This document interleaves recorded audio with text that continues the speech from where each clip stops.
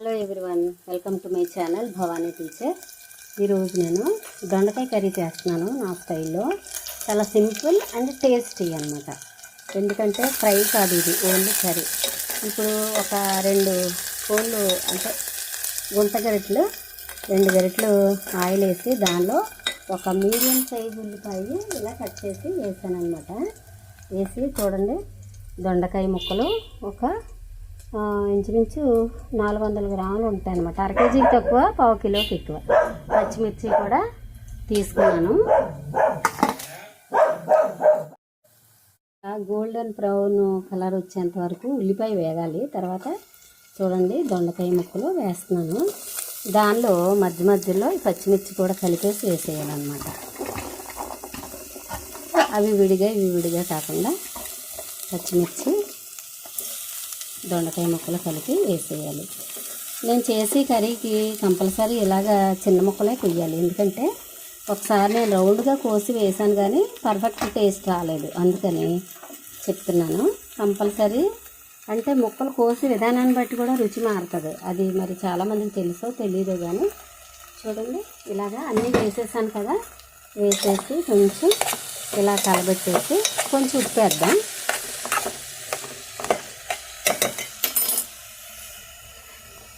నా దగ్గర కళ్ళుప్పు ఉంది కాబట్టి కళ్ళుప్పు వేస్తున్నాను కొద్దిగా.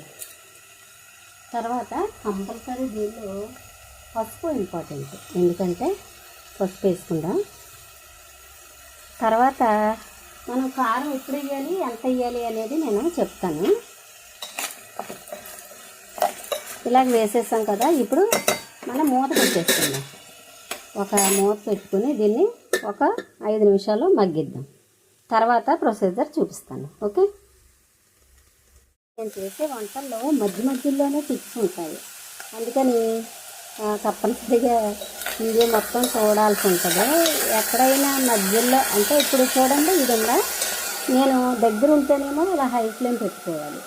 అలా కాకుండా మనకు బయట ఏదైనా పని ఉంది, తప్పదు వెళ్ళాలి అనుకున్నప్పుడు ఇది స్టవ్ మీద పెట్టేసి సిమ్లో పెట్టేసుకొని బయటకు వెళ్ళచ్చు.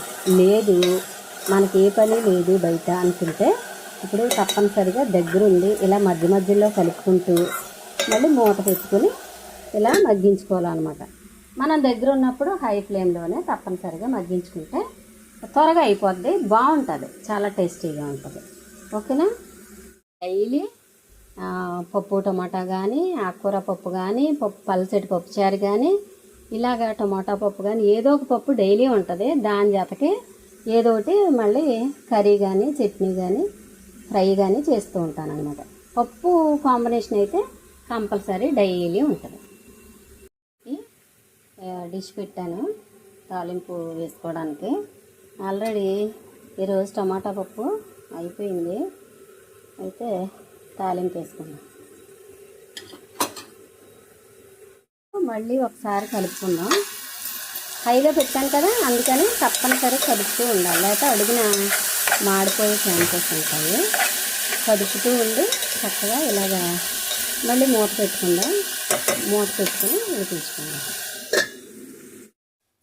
అయితే మీకు ఒక విషయం ఏంటంటే, ఇది బాగా దగ్గరగా వచ్చేసిన తర్వాత నేను మనం పసుపు ఎంత వేసామో అంతే కారం వేసాను. కారం వేసి 1 గ్లాసు నీళ్ళు పోసి ఉడికించాను అనమాట. ఆ క్లిప్ ఏమో మిస్ అయింది, సారీ.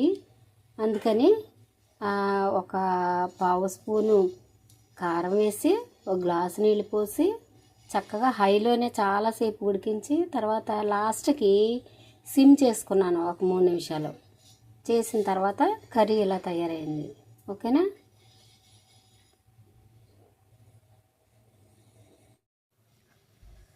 ఇంతవరకు ఇలా బాగా ఎగిరిపోయిన తర్వాత చూస్తున్నారు కదా, చక్కగా కుక్ అయిపోయింది, బాగా ఎగిరిపోయింది అనమాట. ఇలా బాగా ఎగిరిపోయిన తర్వాత మనం స్టవ్ ఆపేసుకుని మూత పెట్టి ఒక 2 నిమిషాల తర్వాత సర్వ్ చేసుకుంటే టేస్టీ దొండకాయ కర్రీ రెడీ అవుతుంది. Okay, bye.